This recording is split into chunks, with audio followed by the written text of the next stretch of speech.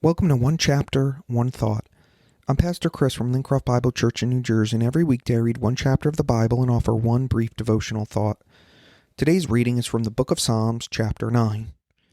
For the choir director, a psalm of David, to be sung to the tune, The Death of the Son. I will praise you, Lord, with all my heart. I will tell of all your marvelous things that you have done. I will be filled with joy because of you. I will sing praises to your name, O Most High. My enemies retreated. They staggered and died when you appeared. For you have judged in my favor, and from your throne you have judged with fairness. You have rebuked the nations and destroyed the wicked. You have erased their names forever. The enemy is finished in endless ruins. The cities you have uprooted are now forgotten. But the Lord reigns forever, executing judgment from his throne. He will judge the world with justice and rule the nations with fairness. The Lord is a shelter for the oppressed, a refuge in times of trouble. Those who know your name trust in you. For you, O Lord, do not abandon those who search for you.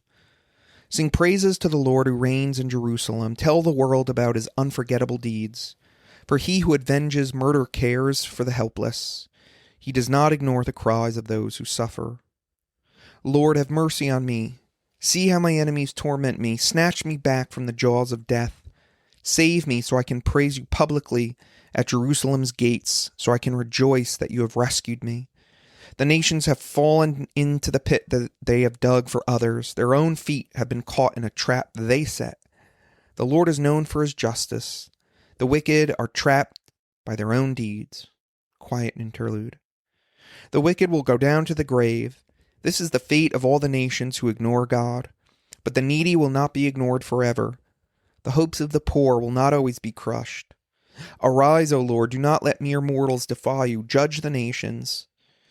Make them tremble in fear, O Lord. Let the nations know they are merely human. Interlude. One thought. Because of David's sin with Bathsheba, God gave David consequences. Evil would arise from David's own house, 2 Samuel 12:11. Eventually, David's own son, Absalom, ended up rising up against David and attempted to wrench the kingdom out of his control. David seems to reflect on this period of life in this set of Psalms going from Psalm 3 to Psalm 9, and here in Psalm 9 we have David reflecting on the death of Absalom, as we notice that this psalm is set to the tune of the death of a son. Now, surprisingly, David does not express much grief in this psalm. He does, in fact, mourn Absalom's death in 2 Samuel 18 and 19. Because even though Absalom wanted to kill David as a parent, you end up loving your kids no matter what. And so David can both be grieved over the death of his son and relieved over the death of his persecutor. Here in Psalm 9, David seems to be speaking as God's king to the demise of the one who revolted against the Lord. And so David calls on the Lord to execute his justice against the wicked and evildoers. But at the very heart of the psalm, David describes who the Lord is to those who trust in him. Verse 9 says, "The Lord is a shelter for the oppressed, a refuge in times of trouble." No matter what we're going through, we can find shelter from our troubles in the Lord.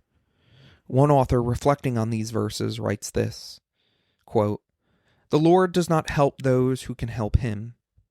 He helps those who can offer him nothing, who cannot defend, enrich, or contribute to him in any way. He helps those who cannot defend their borders, who cannot fund a security force, who cannot devise a clever strategy to entrap intruders, who cannot establish peace through a demonstration of their own strength. The Lord is their stronghold because they have no other fortress, no other help, no other refuge. He does not help those who help themselves. He helps those who cannot help themselves." End quote. Feeling overwhelmed? Run to the refuge. Feeling like you don't have enough strength? Run to the refuge. Feeling like you will not make it through? Run to the refuge. For the Lord is our shelter.